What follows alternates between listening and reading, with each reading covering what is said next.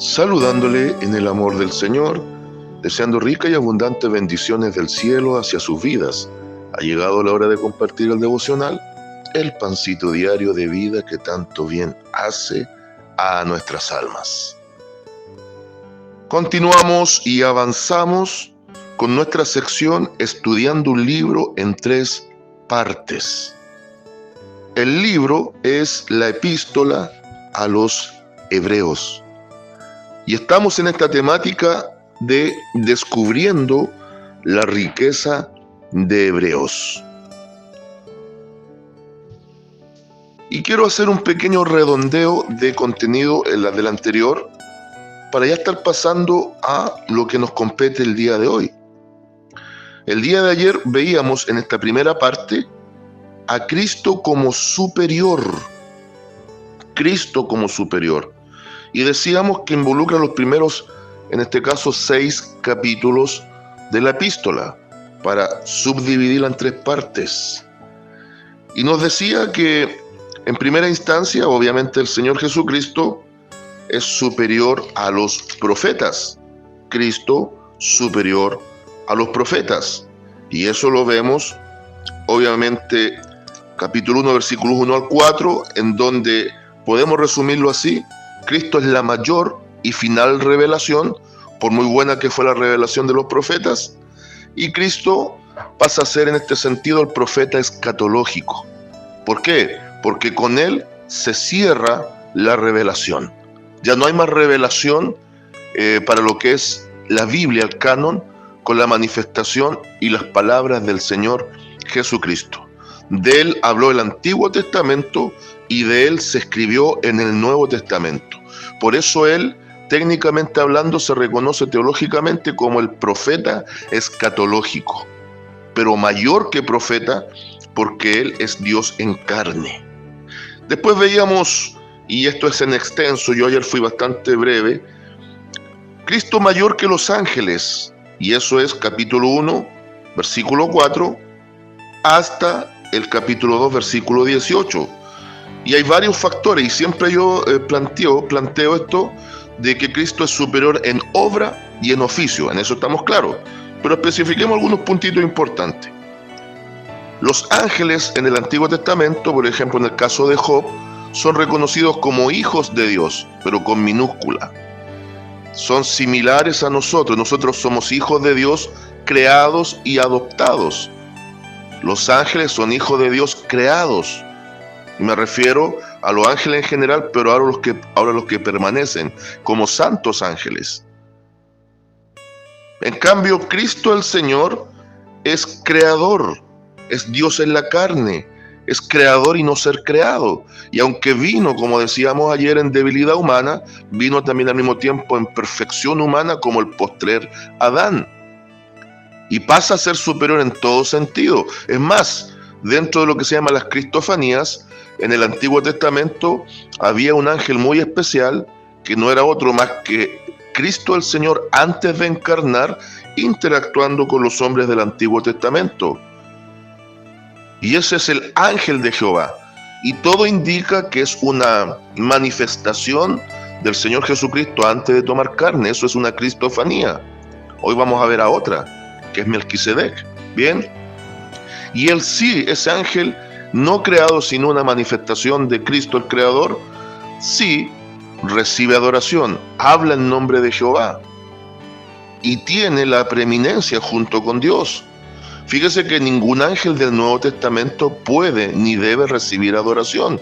Es por eso que en todo lo que tiene que ver, por ejemplo, el libro del Apocalipsis, la interacción de Juan con los ángeles, nunca ningún ángel permitió adoración de parte de Juan, sino que se le dice somos consiervos, porque decíamos que la idea de un ángel es un mensajero. Por eso el autor de Hebreos dice que son ministros de fuego, llama de fuego, servidores del Señor, para beneficio del pueblo de Dios. Después veíamos, capítulo 3, versículos 1 al 4, 13, el siervo Moisés. Moisés fue un siervo obediente, mediador del antiguo pacto. Pero tanto el antiguo pacto como el mediador de él fueron insuficientes. Cristo es el siervo de Jehová, pero al mismo tiempo es el Hijo absoluto y obediente, que en el contexto del capítulo 5 se nos dice que fue perfeccionado en la obediencia. Como hombre perfecto, Él se perfeccionó a sí mismo en cierto sentido para hacernos perfectos y perfeccionados los que estamos en la fe como hijos adoptados de Él.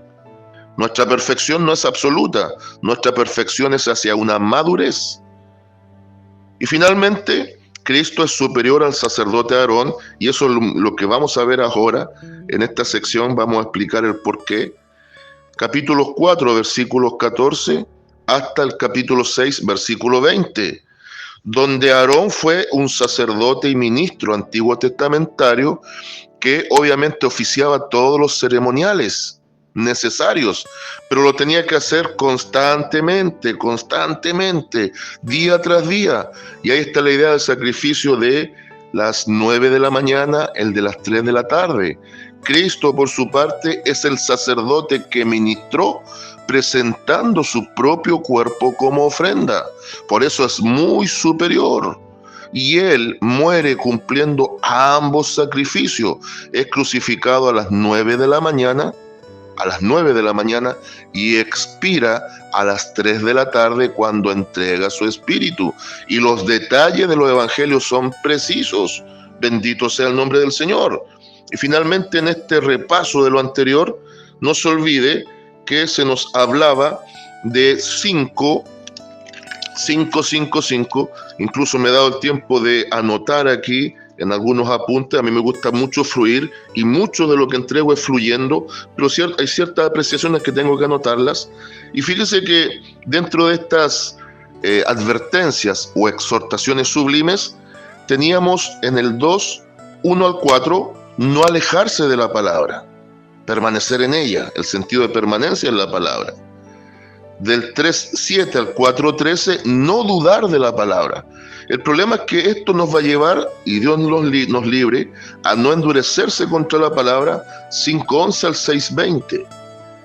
Y estos tres que están en esta primera sección, si usted observa, y los subsiguientes, todos tienen que ver con el acercamiento hacia la palabra. No se olvide lo que estaba ocurriendo con los receptores a quien el autor anónimo envía esta carta que empieza como sermón y sí termina como carta, como epístola. Se estaban atrofiando en su crecimiento espiritual, estaban volviendo a un infantilismo espiritual y estaban tendiendo a volverse a las prácticas del judaísmo. Habiendo sido judíos alcanzados al cristianismo, estaban estancados en su crecimiento y retrocediendo hacia lo antiguo. Entonces, después vienen dos nuevas exhortaciones. Una de ellas, la que vamos a observar hoy día: no menospreciar la palabra, porque todo esto de retroceder, de menospreciar, puede llevar a la apostasía. Esto de endurecerse contra la palabra y volver a ser incrédulo en cierto modo puede llevar a la idolatría. Entonces, se vuelven a prácticas terribles cuando no consideramos la palabra del Señor para un crecimiento espiritual.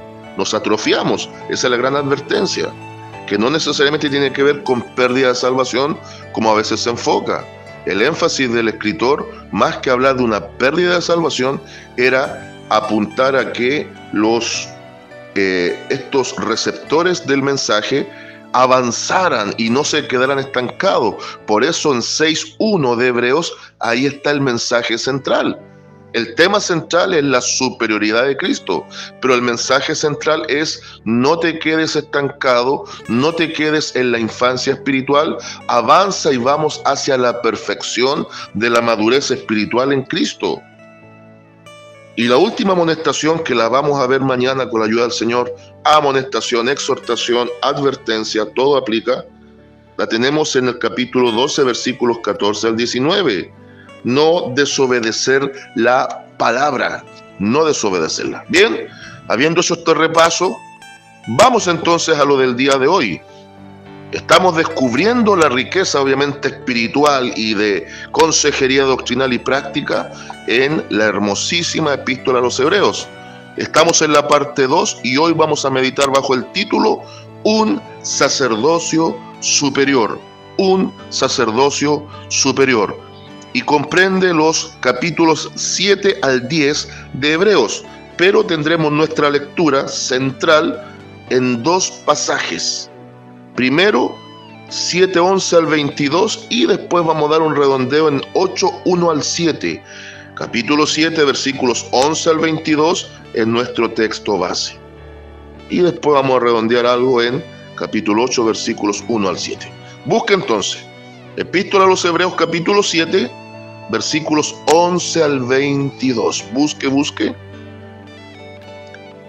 Aquí vamos a introducirnos a lo que el escritor inspirado va a hablar respecto del sacerdocio de Cristo como un sacerdocio superior, y va a presentar argumentos tremendamente contundentes y sólidos. Bien, ¿encontró entonces?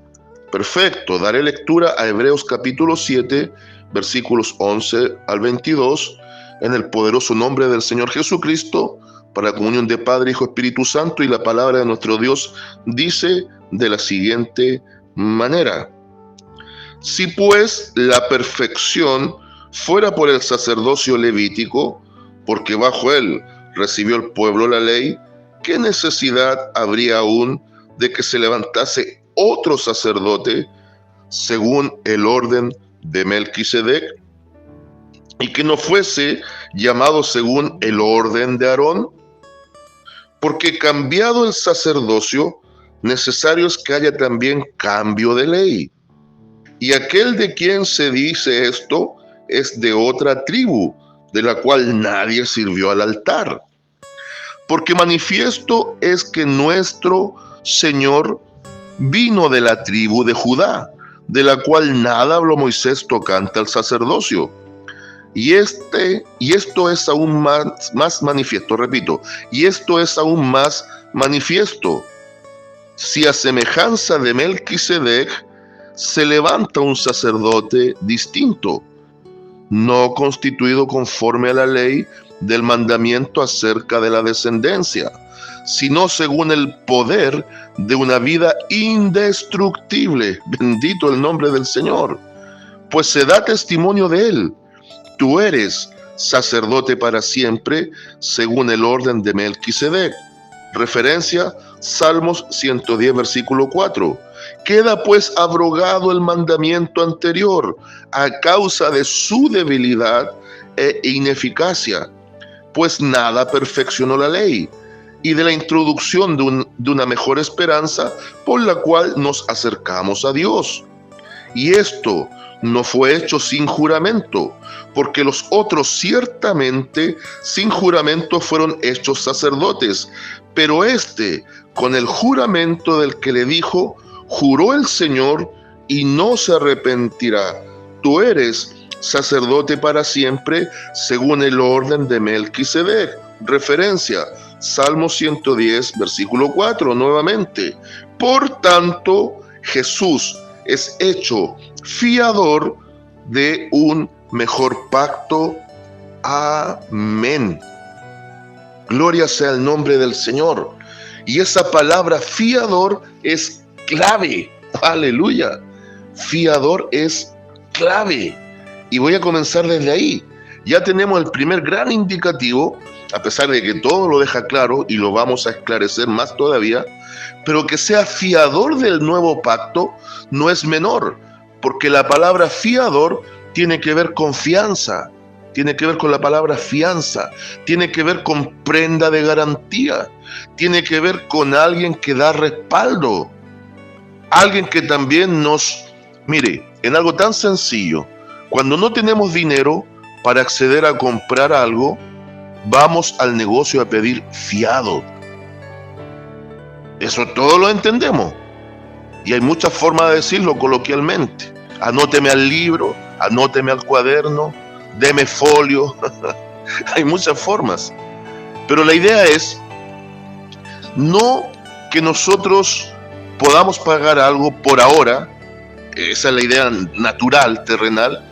Pero necesitamos que alguien nos dé la posibilidad de acceder a algo que naturalmente no podemos y nos dé garantía, nos dé crédito.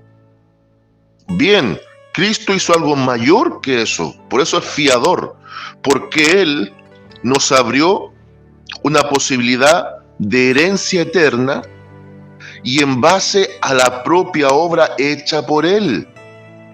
Él mismo se entrega a sacrificio y eso da un segundo respaldo con ser fiador, prenda de garantía. Eso se está significando. Él es la prenda de garantía y ya tenemos claridad en un punto también radical, que Cristo presenta un sacerdocio superior porque todo el orden sacerdotal antiguo testamentario se basaba en hombres escogidos por Dios para ministrar sobre sacrificios de animales cuya sangre sería derramada, cuyos cuerpos serían quemados, y hacer todo un tema ceremonial de distintos tipos de sacrificios y ofrendas, incluyendo ofrendas vegetales, por ejemplo, libaciones de vino y líquidos, aceites también.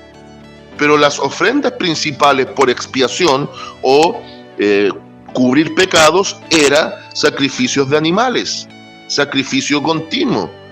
Pero Cristo, Él, bendito Señor, Él, siendo sacerdote, según una orden nueva, que también es superior a la antigua, que lo vamos a observar, Él es el sacrificio en sí mismo. Por eso es el fiador de un nuevo y mejor pacto. Bien, entonces, vamos viendo aquí. En este sacerdocio hay que diferenciar que en el Antiguo Testamento había en el fondo un sacerdocio que era el arónico, el de Aarón, de donde venía la sucesión de los sumos sacerdotes. Los descendientes de Aarón, los hijos de Aarón, estaban determinados a ser sumos sacerdotes. Y ellos tenían sacerdotes de apoyo. Y ahí está la idea de levantar a los levitas como sacerdocio. Habían levitas especialmente preparados para el apoyo en muchas áreas del templo. La alabanza, la adoración. Habían incluso levitas para cargos menores, entre comillas, que tenían que ver con el transporte de la tienda móvil llamada tabernáculo y de los mobiliarios, entre ellos el arca. Pero no podían ser cualquiera. Y aquí es donde muchas veces se hace una diferencia entre gente llamada al ministerio y los laicos, como algunos le llaman. Los laicos, en el fondo, para algunos son gente que no necesariamente están llamados absolutamente a un cargo ministerial, pero sí son cargos de apoyos a ministerio dentro de la iglesia. Pues bien, Aarón y sus descendientes hacían el papel del sumo sacerdote. Y el sumo sacerdote tenía la sublime misión de ser el escogido, el único escogido para los sacrificios de grueso calibre, como por ejemplo los sacrificios que tenían que ver con el Yom Kippur, el día de la expiación, donde se derramaba sangre para justificar al pueblo y al sacerdote también, donde una vez al año también podía traspasar el velo que dividía el tabernáculo entre el lugar santo y el lugar santísimo. Todo lo que era lo externo hasta el lugar santo también podían trabajar los levitas, pero al lugar santísimo solo accedía el sumo sacerdote y con ordenanza de ir consagrado, porque podía caer fulminado y muerto. Por eso dentro del traje del sumo sacerdote, a la altura de la cintura se usaba casi como un cinturón con candelillas o campanillas pequeñas y un cordón amarrado a eso. Vale decir, si los levitas no escuchaban sonido de campanillas tras el velo, eso indicaba que el sacerdote o el sumo sacerdote había muerto por la santidad de Dios y por haber sido encontrado impuro, y no podían traspasar el velo. Entonces usaban ese cordón para, arrastrando, sacar al hombre que había caído muerto. Ahora bien, la Biblia no registra que este evento haya ocurrido, pero sí está en la ordenanza de los accesorios del traje del sumo sacerdote, donde incluso podría dar para un devocional estudiar solo el traje del sumo sacerdote y ver cómo las características del traje todas ellas destacan virtudes de Cristo. Bien, perfecto. Entonces, ya vamos avanzando aquí. Pero resulta que esto de la tribu de Leví haber sido apartada para el oficio y Aarón ministrar como el sumo sacerdote, plantea la idea de un sacerdocio doble en el Antiguo Testamento. El sacerdocio arónico apoyado en el sacerdocio levítico. Y note por favor lo que presenta la palabra de Dios. La tribu de Leví, que va a ejercer el sacerdocio, usted puede encontrar las bases en Números capítulo 3, versículo 6, donde se nos habla cómo ellos van a ser llamados a este sacerdocio. ¿Y en base a qué? ¿Y por qué ocurre esto? Da la impresión de que Leví, el padre, el príncipe de la tribu, tenía ciertas características que, aunque aparentemente eran netamente humanas y carnales, como que da la impresión que era bastante egoísta, sí se ve que era bastante decidido, estaba, podríamos decir, comprometido hasta la muerte por la causa. Probablemente esa es una de las razones por la cual Dios le plació llamarlo. ¿Por qué no llamó a otro? Que incluso el autor, en este caso el escritor, lo que hemos leído aquí, nos dice que referente a Cristo o a la tribu de la cual proviene, más bien dicho, el Antiguo Testamento, Moisés nada hablaron tocante al sacerdocio. Claro, Cristo proviene de la cuarta tribu, de la tribu de Judá, de la que se profetizaba cuando estamos ya en el contexto de Génesis 49, las últimas grandes bendiciones, incluso en sentido profético, de Jacob sobre sus 12 príncipes, que de ahí vendría el cachorro, o sea, de ahí surgiría el león, de donde vendrían los cachorros de león, porque el emblema familiar, podríamos decir, de la tribu de Judá era precisamente el león. Por eso se habla del león de la tribu de Judá. Pero no tocaba nada respecto del sacerdocio. Entonces, para que los receptores que también conocían de las prácticas judías y del entendimiento de los fundamentos del Antiguo Testamento no se sorprendieran, es claro, es explícito el escritor en apuntar a aquello, que ahora viene un sacerdocio mejor, pero fundamentado ahora en quién, en Melquisedec.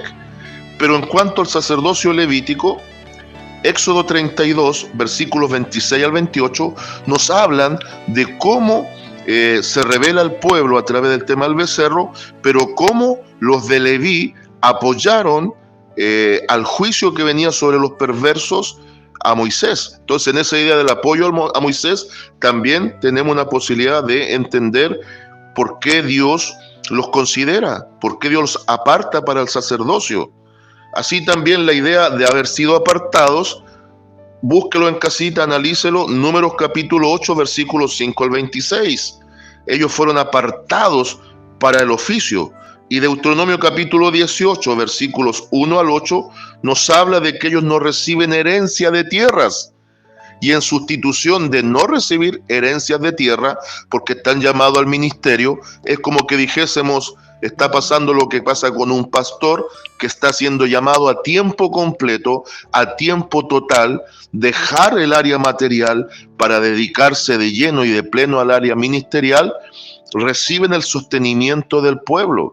Mire, voy a hacer un pequeño paréntesis y no quiero tocar sensibilidades, pero eso se ha perdido en el día actual. Muchos pastores que están llamados a tiempo completo, a tiempo total a la obra, porque muchas veces la iglesia, las congregaciones se han vuelto egoístas y hermanos que ganan buenos sueldos no son capaces de abrir la mano para apoyar a los hombres de Dios genuinos que van por delante y llamados a tiempo completo. Muchas veces comienzan los fracasos congregacionales porque los pastores deben dividirse en agotantes jornadas laborales para sostener la mesa de sus hijos y trabajar en el ministerio. Y mucho pueblo se ha vuelto egoísta, pero sin embargo no les cuesta absolutamente nada a algunos de llenar de dinero a miserables, hipócritas, ladrones, mercaderes de la fe. Ahí sí que no duele el bolsillo. ¿Bien? ¿Un tironcito de oreja? Vamos acá ahora. Vamos acá. Entonces, hay un sacerdocio superior y lo que hemos leído habla de Melquisedec. Melquisedec. Y aquí entramos en un tema maravilloso, porque si usted observa en Reina Valera 1960, el capítulo 7 comienza con la idea de el sacerdocio de Melquisedec. ¿Por qué es superior Cristo? Ya lo dijimos, porque Él es el fiador y la ofrenda en sí mismo, pero al mismo tiempo, ¿por qué es mejor el sacerdocio según el orden de Melquisedec y no el sacerdocio arónico, que tiene que ver con un legado hacia los hijos, y bajo el orden de Leví, que fueron absolutamente apartados para la administración? Lo primero que habría que entender, ¿quién fue Leví? ¿Quién fue Melquisedec? Eso es lo que habría que entender. Se nos habla, incluso, usted lo lee en casa, yo comencé desde el versículo 11, usted lea los primeros 10 versículos. Se habla de Melquisedec y comienza así. Solamente voy a leer los 2 primeros versículos, que son claves. Dice, porque este Melquisedec, rey de Salem, sacerdote del Dios Altísimo, que salió a recibir a Abraham, que volvía de la derrota de los reyes, y le bendijo, a quien asimismo dio Abraham los diezmos de todo, cuyo nombre significa mucha atención, cuyo nombre significa primeramente rey de justicia y también rey de Salem, esto es, rey de paz. Y aparece, y es tan bueno, es tan bueno el tema de las Biblias que tenemos actualmente, que nos lleva inmediatamente en referencia cruzada, nos lleva a la concordancia en Génesis 14, desde el 17 al 20. ¿Qué ocurre ahí? Lot había sido llevado cautivo. Oiga, si Lot lo metió en muchos problemas a su tío Abraham, pero Abraham fue porfiado porque no tenía que llevar a Lot, tema aparte. Pero Abraham también era guerrero, va a la guerra contra algunos reyes. Obviamente Abraham iba apoyado también por algún ejército. Y vence. Y en el retorno le sale al encuentro Melquisedec. Y se nos dice de él, porque es un personaje muy misterioso, se nos dice que es rey de justicia y rey de Salem, o rey de paz, porque él vivía en Salem, lo que anterior y originalmente era Jerusalén, antes se llamaba Salem, hasta que la toman, podríamos decir, los hebreos. Por eso después pasa a ser la ciudad de David, apuntando a la nueva Jerusalén, la ciudad del gran rey Jesús. Entonces, aquí hay una cuestión maravillosa. Cuando se nos da las pistas de rey de Salem o rey de paz, y al mismo tiempo rey de justicia, ¿quién cree usted que tiene estos apelativos? Y no en vano aquí los pone con mayúscula, Cristo el Señor. Se dice que Abraham diezma y el mayor bendice al menor. Esa es la idea del diezmo. Y si volvemos un poquito acá, me han preguntado muchas veces, pastor, ¿usted cree que es bíblico el diezmo? Por supuesto es bíblico, pero aplica a la iglesia. A la iglesia aplica un tema ya no por ley, sino por voluntad y por buena disposición. Segunda a los Corintios 9:7, Pablo dice que aquel que vaya a dar, aquel que vaya a ofrendar y vaya a apoyar, lo haga sin dolor en el corazón, lo haga de manera lícita, pero como propuso, vale decir, de manera voluntaria. Pero me atrevo a decir que el diezmo se quedaría corto para lo que muchos hombres genuinos de Dios hacen y el pueblo a veces no lo considera. Debiese seguir una regla en donde también los siervos genuinos de Dios que están llamados a tiempo completo, no significa que el pueblo los va a mantener, porque supieran la cantidad de trabajo que demanda el ministerio pastoral y el ministerio de la palabra. Usted se sorprendería que a veces el día de 24 horas, ojalá fuera de 48, falta tiempo para hacer cosas. Y se lo digo desde la experiencia, estoy hablando con razón de sí. No estoy hablando de lo que me contaron, estoy hablando de lo que vivo. ¿Me entiende? Entonces, claro que el diezmo es bíblico para Israel, pero es bíblico también para la iglesia el sostenimiento de la obra y el apoyo a los hombres de Dios. Es una práctica que se ha perdido, porque hay quienes han turbado al pueblo de Dios y lo cuestionan. Antes no era una cuestión cuestionable, valga la redundancia. Antes el pueblo era dadivoso, por eso la iglesia avanzaba y crecía. Pero ahora con otras formas de evangelizar y otras formas de vivir el evangelio, pasó a segundo plano. Entonces, acá Abraham diezma del botín a Melquisedec. Pero ¿quién es este misterioso Melquisedec? Y aquí viene una respuesta, y va a ser doble.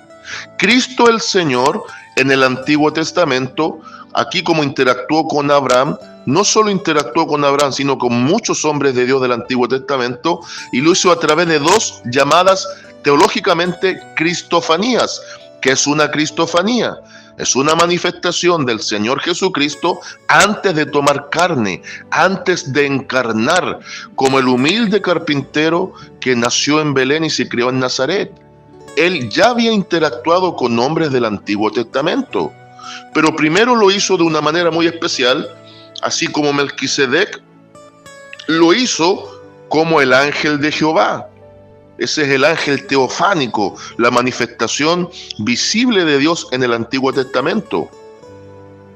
Y ese no es un ángel creado, ese es Cristo manifestándose antes de su carne como un ángel, sin ser ángel. Es una manifestación.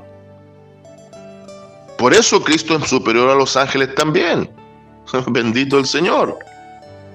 Ese es el único ángel que recibe adoración, es el único ángel en el Antiguo Testamento que habla como Dios en nombre de Dios y actúa soberanamente como Dios. Ningún ángel del Antiguo Testamento pudo ni aceptó adoración, al igual que lo que pasa en el Apocalipsis, que es la gran referencia final. Juan se sorprende, se postra delante del ángel, por ejemplo a partir del capítulo 10, capítulo 14, todo lo que es la interacción con los ángeles, pero el ángel le dice, mira, no lo hagas, no lo hagas. Incluso al cierre aparece nuevamente, no lo hagas. Yo soy consiervo tuyo y de tus hermanos los profetas, porque dijimos que ángel, en hebreo malach y en griego ángelos, es mensajero, mensajero celestial espiritual. Nosotros somos mensajeros terrenales, pero que representamos el reino celestial y somos carnales, carne y hueso. Pero cumplimos la misma misión, la misma funcionalidad, enviar un mensaje. Entonces Cristo se manifestó como el ángel de Jehová, pero todo indicaría que Cristo también se manifestó como este misterioso Melquisedec. Y ahora el sacerdocio que se establece en el nuevo y mejor pacto, el Nuevo Testamento, la era de la gracia, es según el orden de Melquisedec. Ya caducó el orden de Aarón, porque ahora no es que, por ejemplo, pongámoslo en una perspectiva clara y de iglesia, no es que porque yo soy pastor, alguno de mis hijos obligatoriamente tiene que ser pastor. Los llamados los presenta Dios y Dios escoge a los hombres que van a ir por delante. Con todo el respeto que se merecen, puede ser que Dios llame al portero, que Dios llame al hermanito más humilde, a ese que se goza en actitud de servicio de hacer los baños de la casa de oración. Y con todo respeto igual, quizás a ese por el cual nadie da un peso, que llegó del mundo, de la droga, del alcohol, de una vida triste, miserable, que jamás se supo que en su familia existió alguien en el evangelio, menos en el pastorado. A ese le va a placer llamar a Dios ahora, porque es un orden diferente. ¿Y qué se dice de Melquisedec? Primero que es rey de justicia y rey de paz. La Biblia esto lo presenta como títulos mesiánicos, títulos de Cristo. Entonces ya nos da pista el escritor de Hebreos que lo más probable es que ese Melquisedec del Antiguo Testamento es una cristofanía, es Cristo antes de encarnar, y nos da otras pistas clave. Versículo 3, sin padre, sin madre, sin genealogía. Repito, sin padre, sin madre, sin genealogía, que no tiene principio de días ni fin de días, sino hecho semejante al Hijo de Dios, permanece sacerdote para siempre. Aleluya, bendito el Señor. ¿Está entendiendo? Perfecto. El sacerdocio actual es sempiterno, porque está sostenido en un sacerdote eterno. El sacerdocio actual, a diferencia del que caducó en el Antiguo Testamento, no se sostiene por la ley, se sostiene por la gracia, no se sostiene por sacrificios transitorios, se sostiene en el sacrificio único, absoluto, perfecto y maravilloso de Cristo. El sacerdocio, según el orden de Melquisedec, es indestructible, porque el sacerdote perfecto, el Melquisedec real, Cristo, es indestructible, es eterno, es glorioso, es maravilloso. Por eso, en la última sección que vamos a ver el día de mañana, con la ayuda del Señor, que vamos a presentar el principio superior de la fe, en el 13:8 el escritor nos dice: Jesucristo es el mismo ayer, hoy y por los siglos, para infundir fe a aquel que está bajo en la fe. Bien, muy bien, perfecto. Se va entendiendo esto, se va entendiendo. Quiero ahora que vayamos rápidamente a Hebreos 8, del 1 al 7. Como Cristo es el fiador de un nuevo pacto, y dijimos que es sacerdote según el orden de Melquisedec, muy superior a Aarón y el sacerdocio levítico, ahora el capítulo 8 nos va a decir que Él es el mediador de un nuevo pacto. Es el mediador de un nuevo pacto, y todo lo que leímos, apoyado en los salmos, porque hay que entender que lo más probable es que el escritor de Hebreos se apoyó en la Septuaginta, o versión de los 70s, que fue la traducción en el tiempo intertestamentario, después que cayó la boca a Dios usando a Malaquías y vuelve a hablar Dios usando a Juan el Bautista. Hubo 400 años que se llaman de silencio profético, pero aunque Dios no habló a través de profeta, permitió muchas cosas gloriosas, cumplimientos de profecías, principalmente las de Daniel, y también permitió que sabios elaboraran una traducción de lo que podría ser para nosotros la Tanaj. ¿Qué es la Tanaj? La Tanaj es, podríamos decir, el Antiguo Testamento hebreo. La Torá son los 5 libros, para nosotros Pentateuco, pero la Tanaj es para nosotros,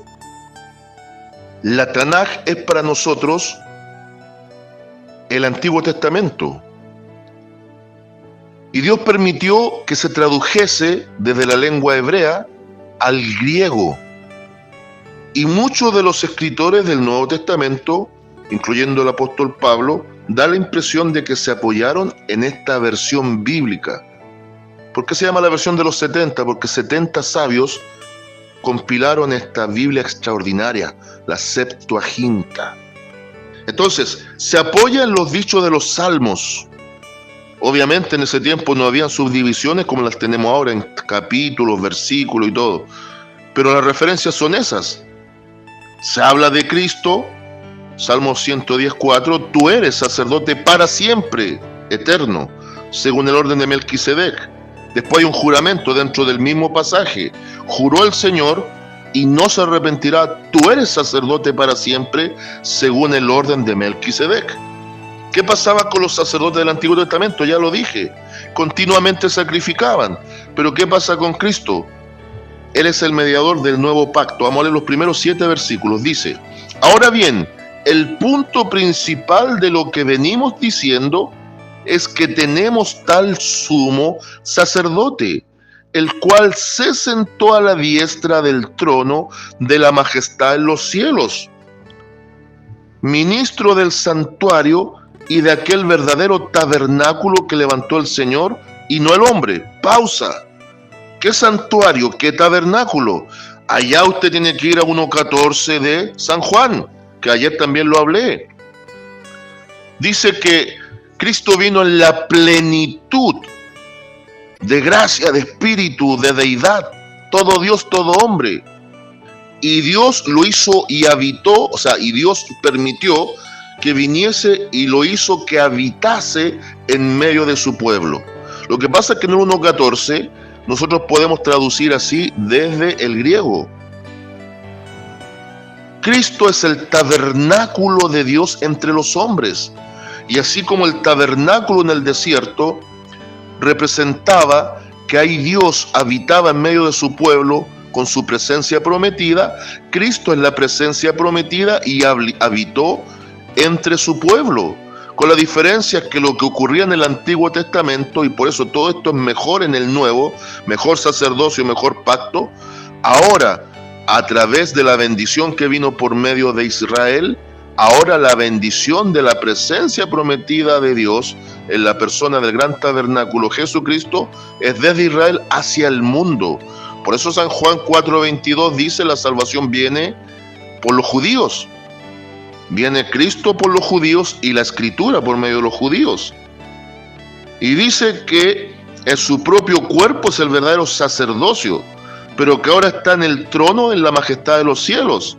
Y aquí hace referencia al Salmo 110:1, versículo 3.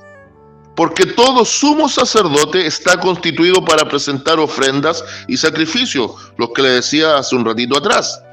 Por lo cual es necesario que también éste tenga algo que ofrecer. Ahí está la idea del Yom Kippur, el día de la expiación. Levíticos número 16, Levíticos número 17. El sacerdote ofrecía ofrenda por los pecados del pueblo y los propios. Cristo es la ofrenda santa, pura, sin mancha, que ofició a beneficio de los pecadores siendo santo, mayor que Aarón, mayor sacerdocio, mayor y mejor pacto. 4. Así que si estuviese sobre la tierra, ni siquiera sería sacerdote, habiendo aún sacerdotes que presentan la ofrenda según la ley, las cuales sirven a lo que es figura y sombra de las cosas celestiales, como se le advirtió a Moisés cuando iba a erigir el tabernáculo, diciéndole: mira, haz todas las cosas conforme al modelo que se te ha mostrado en el monte. Referencia Éxodo 25:40. Pero ahora tanto mejor ministerio es el suyo, cuanto es mediador de un mejor pacto, establecido sobre mejores promesas. ¿Por qué mejores promesas? Porque la ley transitoriamente cubría el pecado, pero Cristo es la promesa absoluta, siendo el ministro ofrenda, el sacerdote ofrenda, establece el nuevo pacto en su propia sangre, y él lo dijo, lo reiteró en la cena final de sus discípulos. Y la Biblia, en el aspecto nuevo testamentario, sustenta esto a través de diversas cartas. Cristo es el pacto nuevo en su propia sangre. Y ya no hay más ofrendas por el pecado, sino que Cristo ahora, por medio de su propio sacrificio, ha dado la gran promesa de salvación y vida eterna en él. Bendito el nombre del Señor. 7.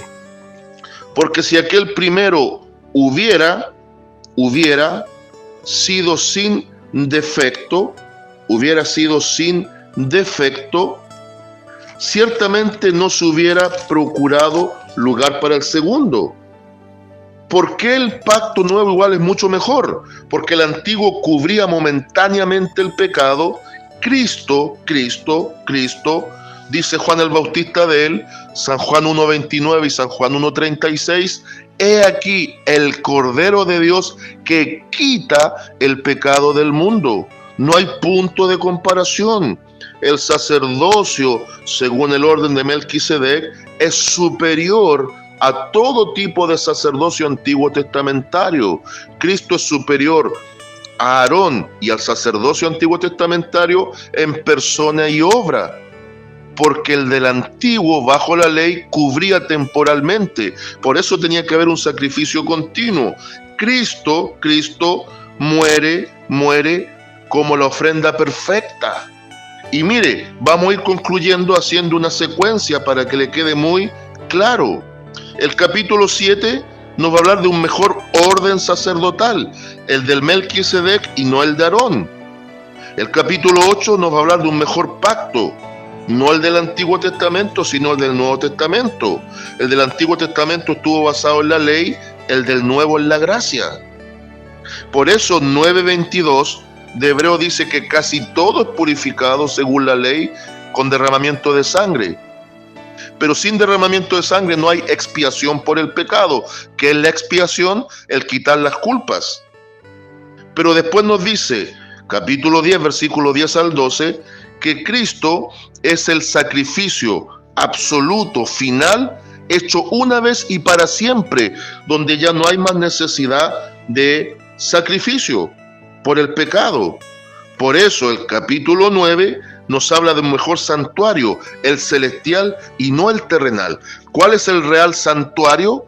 El cielo, sí, en parte, pero el real santuario, el verdadero tabernáculo, hecho no por hombres, sino establecido por Dios mismo, es Cristo en su propia persona y su propia humanidad, que muere en lugar de los pecadores. Y voy a concluir no pasando por alto la exhortación. Y la exhortación usted la puede ver en casita, capítulo 10, versículos 26 al 39, es un llamamiento a la fidelidad. Es una exhortación, una advertencia sublime a no menospreciar la palabra, a no pecar voluntariamente, a no tener por inmunda la sangre del pacto, a no considerar en poco el sacrificio de Cristo, a avanzar por la fe, a entender que ligados a la palabra jamás vamos a blasfemar de Cristo.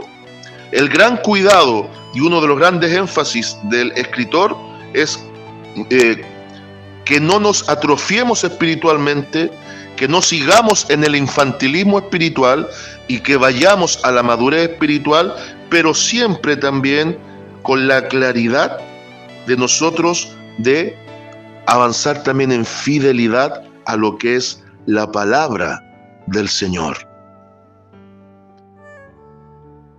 Conclusión y sustento en 3 lecciones. Conclusión: todo lo que el escritor de Hebreos presenta en sí mismo sustenta a Cristo como un sacerdote diferente, superior, y que establece en sí mismo como ofrenda de garantía el nuevo pacto, el pacto de la gracia. 3 lecciones. Entendiendo que en Cristo hay un sacerdocio diferente, nosotros, como sacerdotes de Cristo, tenemos que ser consecuentes con nuestro llamamiento. Saber quién nos llamó. Y no estoy hablando solamente de los pastores, estoy hablando de que ahora hemos sido reyes y sacerdotes. Reyes no en el sentido de gobernar como reyes, sino que somos hijos del rey sacerdote. Somos ministros también del nuevo pacto. Lección número 2. En esto de la exhortación, vamos y avancemos hacia la madurez espiritual. Salgamos de las prácticas infantiles. Y ahora sí le hablo a la iglesia. No nos enfrasquemos en discusiones inútiles. No nos preocupemos muchas veces de cosas secundarias y pasemos por alto lo que realmente es medular. No cometamos el error de los fariseos.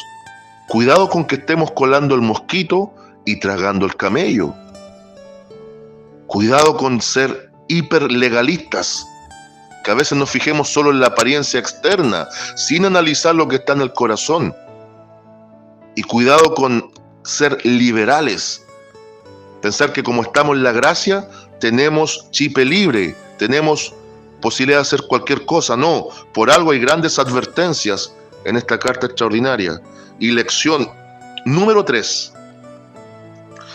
Ya que estamos en la gracia, disfrutémosla. Pero cuidado, que aquel que abusa de la gracia puede caer en desgracia. Saludos de paz, amor y bendición desde Longaví a cada uno de ustedes.